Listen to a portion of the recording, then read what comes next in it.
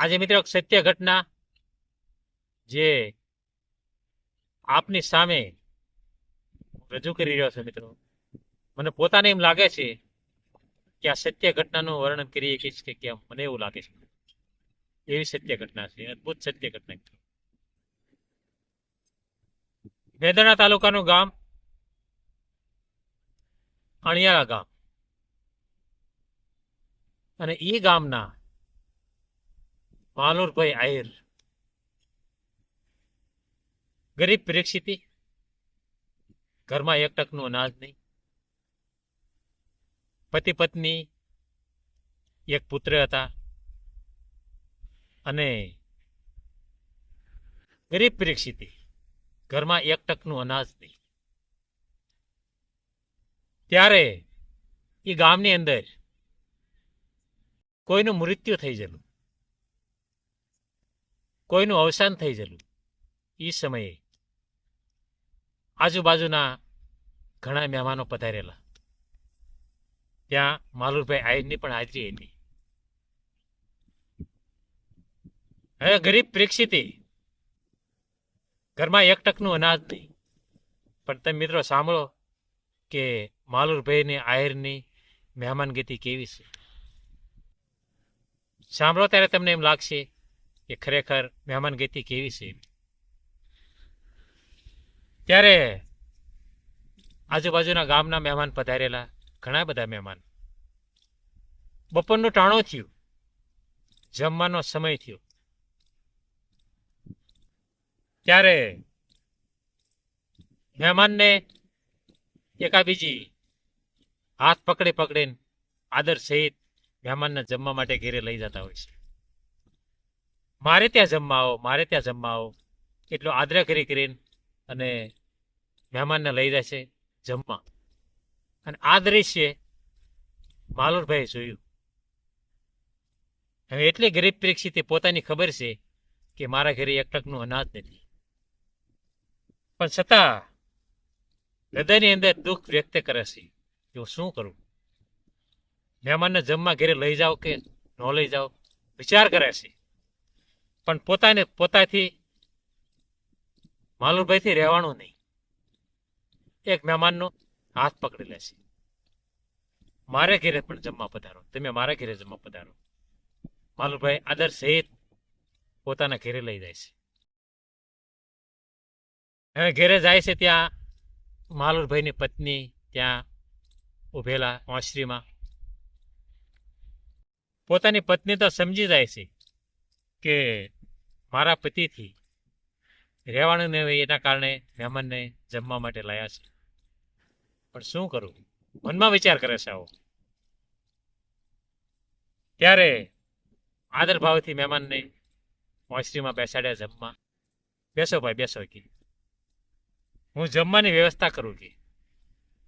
ત્યારે મહેમાન કહે છે માલુરભાઈને કે માલુરભાઈ તમે પણ જમવા બેસી જાઓ કે. ના કે મહેમાન તમે જમો કે, તમે જમો કે. ત્યારે પોતાની પત્ની એક થાળી લે છે, થાળીમાં મીઠાની સપટી મૂકે છે, અને એક પાણીનો લોટો મૂકે છે, અને મહેમાનને પીરસ્યો.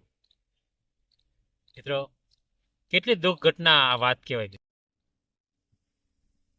તો મહેમાન પણ સામાન્ય તો કઈ હતા નહીં, પતિ પત્નીનો ભાવ જાણી ગયા, અને આખી પરિસ્થિતિ જાણી ગયા. મહેમાન મીઠાની સપટી મોઢામાં મૂકે છે, અને પાણીનો લોટો ઘટઘટ પી જાય છે. અને પતિ પત્નીનો આદર ભાવ જાણીને એટલો આદર ભાવ્યો, એના લીધેથી મહેમાનનું પેટ ભરાઈ ગયું.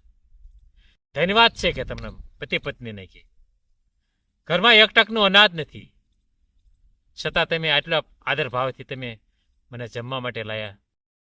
તમને ધન્યવાદ છે કે તમારો ભાવ જાણીને મારું પેટ ભરાઈ રહ્યું, એ મને કોઈ જમવાની ઈચ્છા નથી કે.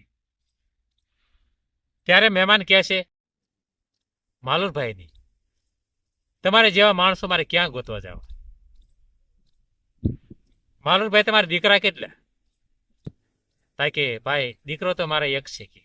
તા કે પરણેલો છે કુંવારો, તા કે છે તો કુંવારો ભાઈ, એ લગ્ન નથી કર્યા કે ક્યાં છે કે?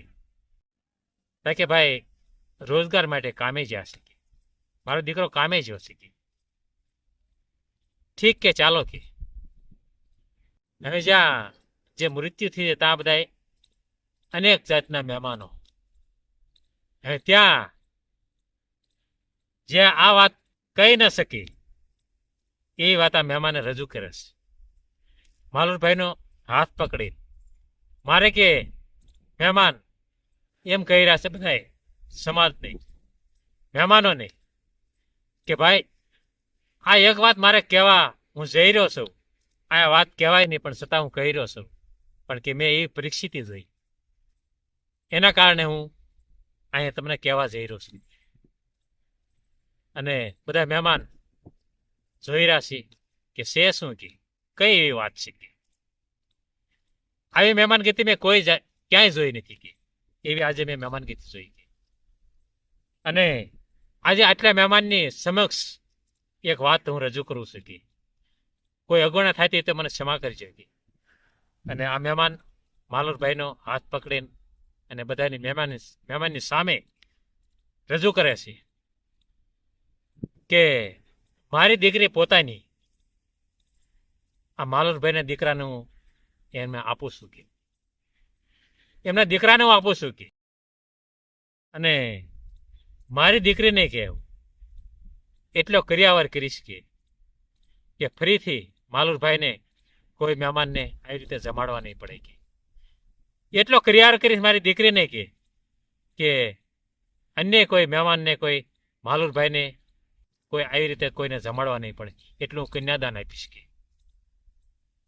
હે મિત્રો વિચાર કરો, આયર સમાજ એટલે આ હીર છે મિત્રો.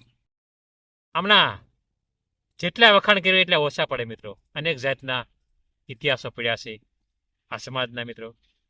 તો મિત્રો આ માલુરભાઈ આહિરનો સત્ય ઘટના હતી. મેંદરણા તાલુકાનું ગામ અણિયાળા ગામ. અને જે મેં સાંભળેલું છે કોના માટે સાંભળેલું છે, લોક સાહિત્યકાર ભીખુદાન ગઢવી એમના માટે મેં સાંભળેલું. તમને આજ હું તમને રજૂ કર્યું અને તમે જરૂર સમજો મિત્રો. હરિનારાયણ હરિકૃષ્ણ.